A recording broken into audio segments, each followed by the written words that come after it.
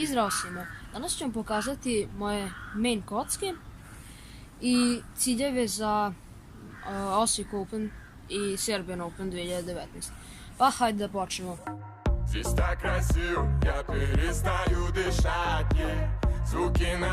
Prvo počet ćemo od 2x2. Za nju ću 2x2 ću koristiti MF2S. Veoma dobra kocka. Dosta je brzo. Sada ciljevi. Rekao bih sub 5 average bi bio ok, ako i sub 4,5 average to bi bilo još bolje.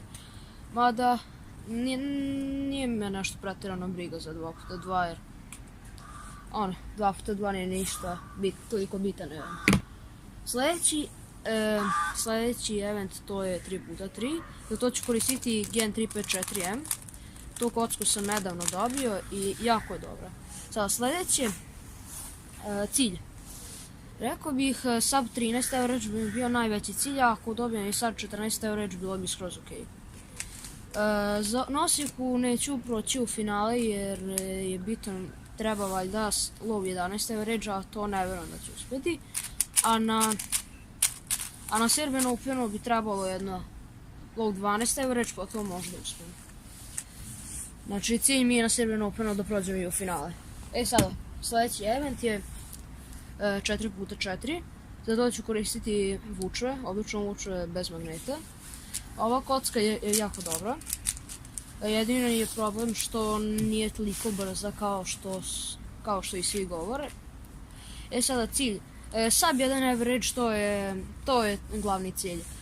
Single nemam neki pretjerano, nemam neki cilj pa. Eto, to je to 4x4. Sada 5x5 neću proći cut off nijednom. Ni na jednom ni na drugom takmičenju.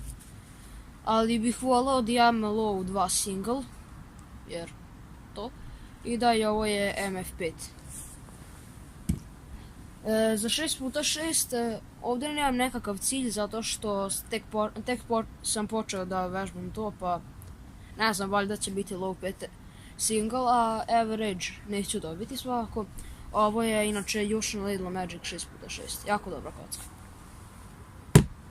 Sljedeći event, za ovaj event nisam siguran šta ću koristiti, to je one handed. Nisam još uvijek siguran da li ću koristiti Volk Power M ili Gen 354M, ali to ću odlučiti. I sada sljedeće je blindfolded. U ovaj event ću koristiti Volk Power M jer je više stabilna i neću da brišem logo da sklanjam logo sa ovog Gen 354M jer je jako lijep. I da, ovaj blindfold koji sam kupio kod Kineza ću koristiti. Sljedeći event je Scube. Za ovo je MF Scube. Nemam nikakav cilj. Nije me briga kako ću njega uraditi jer je to totalno nebitan event za mene. I još jedan jako bitan nebitan event, to je Pyraminx. Pyraminx isto koji Scube, ovo je inače Chi-Ming, Pyraminx, idemo dalje. I zadnja stvar, to je Megaminx. Za njega ću koristiti Galaxy V2 Megaminx. Ovaj Megaminx je jako dobar i rekao bih da je najbolji. Samo magnetna verzija ovoga Megaminxa je bolja od ovoga. Sada, u zadnje vrijeme sam jako puno počeo da vežbam Megaminx, jer je veoma zanimljiv zbog više F2L-a i svega. I nadam se da ću uspjeti do Osijeka da se navežbam da pređem cut off od 1 minut i 45 sekundi. I da, to je to.